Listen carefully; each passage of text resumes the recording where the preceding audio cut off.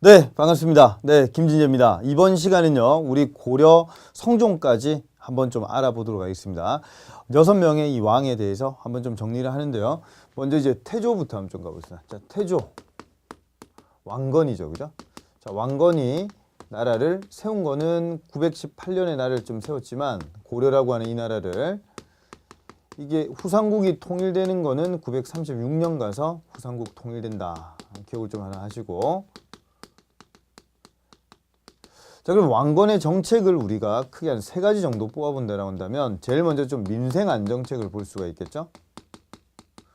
그럼 두 번째 북진 정책도 생각을 좀 할 수가 있겠고, 그럼 세 번째 이 당시에 호족들이 지방이 많았는데 이런 호족들을 좀 통합하는 정책, 이런 것들을 쓴다라고 하는 겁니다.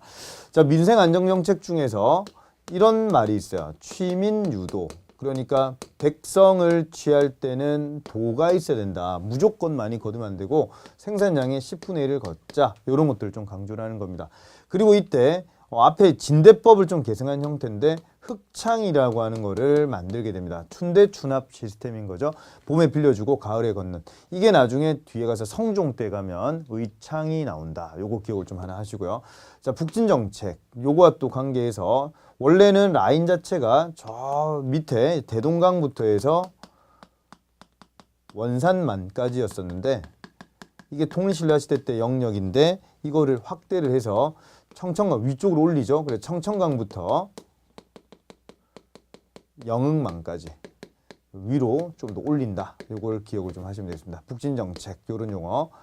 자, 그 다음 호족 통합정책. 와이프가 29명이죠. 왕자만 25명입니다. 그러니까 호족들을 통합하기 위해서 나름대로 이제 사신관 제도라든지 기인제도, 이러한 통일신라 시대 때 상소리 제도에서 분화가 된 이런 형태들이 나름대로 이제 만들어지는 거고, 이게 그나마 좀 우대해주는 그런 정책이었다. 그죠?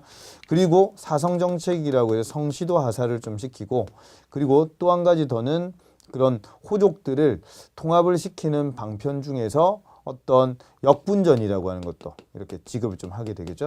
힘쓴 만큼 땅을 나눠준다. 자, 이런 내용이 가장 큰 특징이고, 이 태조 왕건의 핵심 생각은 훈요 10조, 여기에 나와 있는 내용인데 후대 왕들에게 뭔가를 얘기를 좀 전하는 내용이 되겠습니다. 자, 훈요 10조의 가장 큰 핵심 중에 하나가 바로 이 북진 정책 내용이고, 또 한 가지 더 뽑는다라고 한다면 불교를 중요시 여긴다. 연등해와 팔관해라고 하는 불교 행사들을 상당히 성대히 연다. 이런 내용이 핵심이 되어 있고요. 자, 그리고 이제 2대 임금 해종이라든지 그 다음에 3대 임금 정종이라든지 요때는 왕권이 상당히 약하다라고 보시면 이 왕권을 좀 강화시키기 위한 왕이 4대 임금 광종이라고 보시면 되겠습니다. 자, 그럼 광종의 가장 핵심은 두 가지라 볼 수가 있겠죠. 하나는 억울하게 노비가 되는 사람들을 좀 풀어주자. 노비안건법이나 그 다음에 과거제, 후주 출신의 쌍기라고 하는 사람을 우리나라에 들어왔었을 때 과거를 좀 만들어달라. 이런 것들을 부탁을 하는데, 한마디로 얘기하면 왕권을 강화시키기 위한 이런 방편으로서, 다른 말로 호족을 뭔가 좀 누르기 위한 이런 방편으로서 이런 것들을 쓴다라고 보시면 되겠고요. 이게 제일 큰 핵심이야. 자, 그리고 이거 말고 칭제 건원, 황제라고 칭하고 독자적 연호를 쓰자. 그래서 이 건원이라고 하는 표현이 이게 독자적 연호라고 하는 거죠. 그래서 이름이 준풍이라든지 광덕, 이런 독자적 연호를 좀 쓰게 되고, 그리고 나름대로 관복들, 옷 색깔도 관복도 나름대로 제정을 좀 하게 되면서, 원래 이제 통일신라 시대 때 그 골품제 거기에서는 자, 비, 푸, 노 이렇게 좀 외워주시면 되는데, 자색, 비색, 그 다음에 이게 이제 청색이죠. 이게 노란색이 황색. 그래서 넌 왜 그렇게 자비를 푸니? 이게 이제 통일신라 시대 때 신라, 그러니까 이 신라라고 하는 이 나라의 그런 옷 색깔, 이 비색은 붉은색입니다. 그렇죠? 요거는 비색, 뭐 약간 좀 녹색 계열의 그 비색이 아니라 붉을비다. 요거 생각하시고, 자비푸노 이렇게 좀 기억을 좀 하신다면, 요때는 자단비녹이라고 해서, 여기서 자색은 우리 넥타이 보면 와인 색깔이 상당히 좀 이쁘죠. 그런 것처럼 이제 자색 다음에 단색이 또 앵두빛 나는 그런 붉은색입니다. 그리고 이 비색이 비치색 나는 그 나름대로 여러분들 아는 도자기 색깔, 그거 생각하시면 되고, 녹이 녹색. 그래서 이런 이름이 나오는 거와 이런 이름 나오는 걸 확실히 구분을 좀 해줘야 됩니다. 이건 신라의 골품제에서의 모습이고, 요거 같은 경우에는 이제 광종이 만든 그런 형태가 되겠습니다. 자, 한 가지 더 하면 요런 게 이제 주현 공부법이라고 해서 주와 현에 색은 걷는 요런 것들을 나름대로 좀 정했다 이 말이죠. 자, 그리고 이거 말고 한 가지 더, 말기 때가 되면은 광종 말기 때 공신들과 호족들을 많이 숙청을 해요.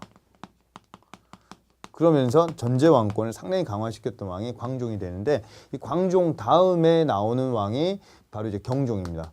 자, 그래서 경종하면은 그냥 하나만 딱 기억하신다라고 한다면 여기는 전식과 중에서 시정전식과라고 하는 이런 게 시작이 되었다 이거고요. 자, 그리고 그 다음 왕이 바로 성종인데, 성종이 즉위를 딱 하면서 그 앞전에 5명의 왕에 대해서 평가서를 올려봐 이러니까 최승로라고 하는 이 신하가 성종에게 문서를 내밀죠. 그게 바로 그게 바로 시무 28조라고 하는 게 되겠습니다. 그래서 시무 28조의 문서 내용은, 자, 시무 28조가 과연 지금 몇 개가 전할까요? 이렇게 만약에 문제가 나오면 아무도 대답 못하죠. 22개가 전한다 그러죠. 22개가 지금은 전하고 나머지 6개는 좀 없다 이렇게 보시면 되겠습니다. 자, 여기 핵심 내용을 한번 좀 뽑아보면은, 첫 번째로 불교 행사를 좀 누르자 이런 얘기를 좀 했는데, 나중에 가서 성종이 이걸 없애버리죠. 나중에 현종 때 가서 다시 이 연등의 팔간해가 부활이 됩니다. 8대 임금 현종 때 가면. 자, 그럼 두 번째로 유교하고 불교 중에서 이런 표현을 좀 쓰게 되죠.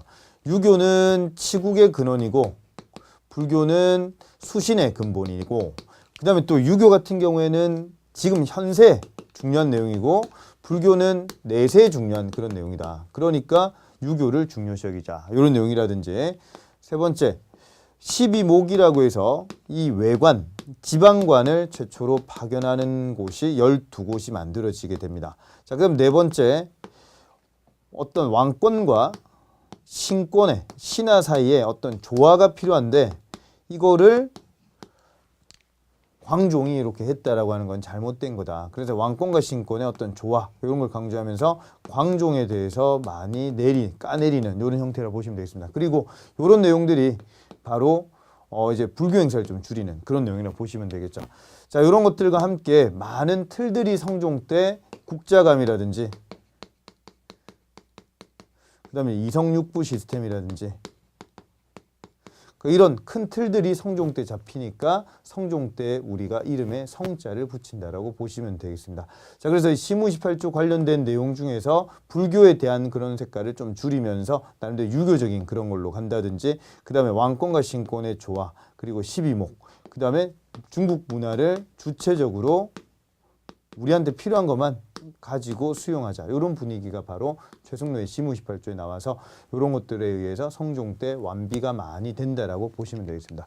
자, 6명의 왕들에 대해서 짧게 한번 좀 말씀드렸는데요. 본강에서 나름대로 또 내용들 한번 가려가지고 정리를 하시는 게 필요하겠습니다. 수고 많으셨습니다.